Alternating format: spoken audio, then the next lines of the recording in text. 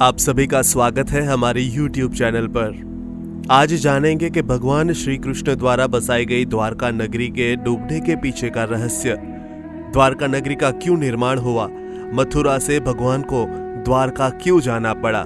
ये सब कुछ आज मैं आपको बताने वाला हूँ इसी वीडियो में। अगर अब तक हमारे चैनल को सब्सक्राइब ना किया हो तो कृपया उसे सब्सक्राइब करें।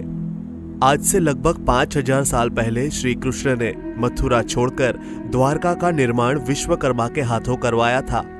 श्री कृष्ण ने अपने साथ यदुवंशियों को साथ लाए थे और इस नगर को अपना बसेरा बनाया था। द्वारका श्री कृष्ण की कर्मभूमि मानी जाती है, जिस पर उन्होंने 36 वर्षों तक शासन किया। जब श्री कृष्ण ने अपने मामा कंस का वध कर दिया तो कंस के ससुर जरासंध ने श्री कृष्ण और यदुवंशियों का खात्मा करने की कसम खाई थी। इसके लिए वह आए दिन मथुरा पर आक्रमण करता रहता था। अतः यादवों की सुरक्षा को ध्यान में रखते हुए श्री कृष्ण ने मथुरा को छोड़कर द्वारका जाने का निश्चय किया। मथुरा छोड़ने के बाद श्री कृष्ण ने अपने परिजनों और यदुवंश की रक्षा के लिए समुद्र के निकट द्वारका नगरी का निर्माण विश्वकर्मा के हाथों करवाया था। द्वारका नगरी के समुद्र में डूबने के पीछे 2 पौराणिक घटनाएं जिम्मेदार मानी जाती है। एक घटना गांधारी के श्राप से जुड़ी है, वही दूसरी घटना का संबंध श्री कृष्ण के पुत्र सांब को ऋषियों से मिला श्राप था। दरअसल गांधारी ने युधिष्ठिर के राज तिलक के बाद महाभारत की घटना के भगवान श्री कृष्ण को जिम्मेदार ठहराया था।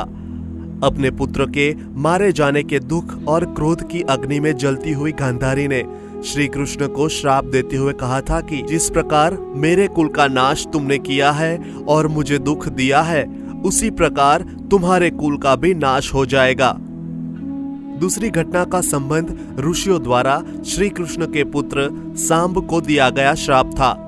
एक दिन जब महर्षि विश्वामित्र, कंडव और देवर्षि नारद द्वारका पहुंचे तो वहां यादव कुल के नवयुवक ने उनके साथ हंसी ठिठोली करने की सोची।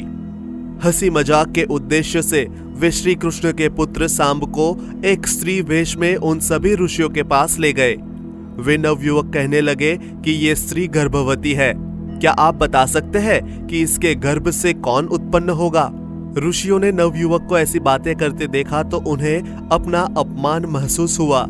वे अपने इस अपमान को सहन नहीं कर पाए और उन्होंने श्री कृष्ण के पुत्र को श्राप दे डाला कि कृष्ण का यह पुत्र वृष्णि और अंधकवंशी पुरुषों का नाश करने के लिए लोहे से निर्मित मुसल को उत्पन्न करेगा। उस मुसल के द्वारा तुम और तुम्हारे जैसे क्रूर लोगों के समस्त कुल का नाश हो जाएगा। साथ ही यह भी कहा कि उत्पन्न हुए उस मुसल के प्रभाव से केवल कृष्ण और बलराम ही बच पाएंगे। जब श्री कृष्ण को इस श्राप के बारे में ज्ञात हुआ तो उन्होंने कहा कि श्राप की यह अवश्य ही सत्य होगी। ऋषियों द्वारा मिला यह श्राप व्यर्थ नहीं जाएगा। ऋषि मुनियों का श्राप इतना प्रभावशाली था कि अगले ही दिन सांब ने मुसल को उत्पन्न किया। राजा उग्रसेन को जब मुसल के उत्पन्न होने की बात मालूम हुई तो राजा ने उस मुसल को चुरा कर समुद्र में डलवा दिया। समुद्र में मुसल को डलवाने के बाद श्री कृष्ण और राजा उग्रसेन ने नगर में यह घोषणा करवाई कि आज से कोई भी वृष्णि और अंधकवंशी अपने गृह में मदिरा तैयार नहीं करेगा। यदि कोई ऐसा करता है तो उसकी सजा मृत्यु दंड होगी। इस ऐलान के बाद सभी द्वारका वासियों ने मदिरा को घर पर नहीं बनाने का प्रण लिया। समय बीतता गया और द्वारका में अपशुकन बढ़ते चले गए। रोज तेज आंधी चलने लगी और नगर में चूहों की संख्या इतनी बढ़ने लगी थी कि द्वारका में लोगों से ज्यादा चूहे हो गए थे। अजीबोगरीब भयंकर घटनाएं होने लगी। इन्हें देखते हुए श्री कृष्ण को लगने लगा कि अब गांधारी का श्राप सत्य होने का समय आ गया है। श्री कृष्ण ने पक्ष की अमावस्या पर गौर किया तो ये ठीक वैसा ही योग है जैसा महाभारत के युद्ध के समय बना था।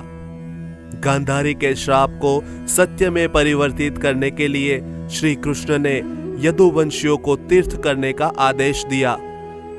इसके पश्चात आज्ञा का पालन करते हुए राजवंशी समुद्र के तट पर तीर्थ से आकर निवास करने। एक दिन अंधक और वृष्णि के बीच किसी बात पर बहस हो गई।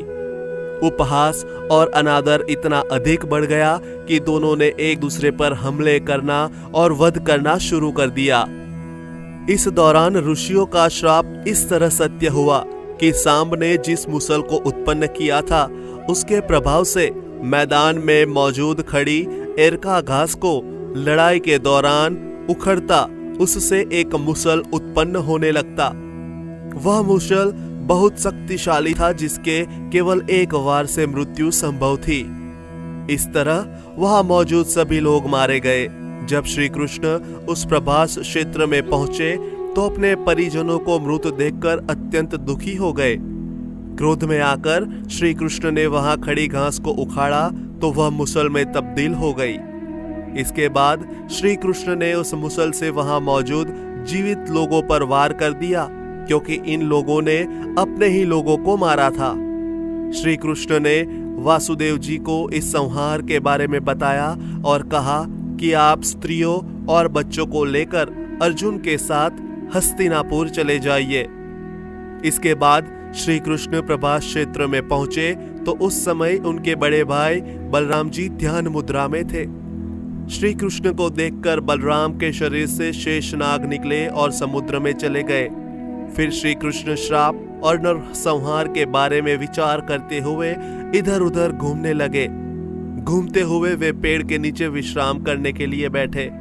इस दौरान जरा नामक शिकारी का बाण उनके पैर के अंगूठे में जाकर लगा। जरा शिकारी ने यह हिरण का मुख समझ मारा था। श्री कृष्ण के पैरों में लगा बाण देख शिकारी उनसे क्षमा मांगने लगा तो उन्हें जरा को अभयदान दिया और अपने प्राणों को त्याग दिया। इसके बाद यदुवंशियों का अंतिम संस्कार किया गया, जिसके अगले ही दिन वासुदेव जी ने भी प्राण त्याग दिए। अर्जुन वहां से स्त्रियों और बच्चों को जैसे ही हस्तिनापुर की ओर चले, द्वारका नगरी समुद्र में डूब गई।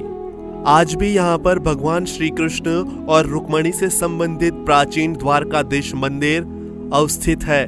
साथ ही आपको बताते चले कि यहाँ 12 ज्योतिर्लिंगों में से एक नागेश्वर ज्योतिर्लिंग भी स्थापित है।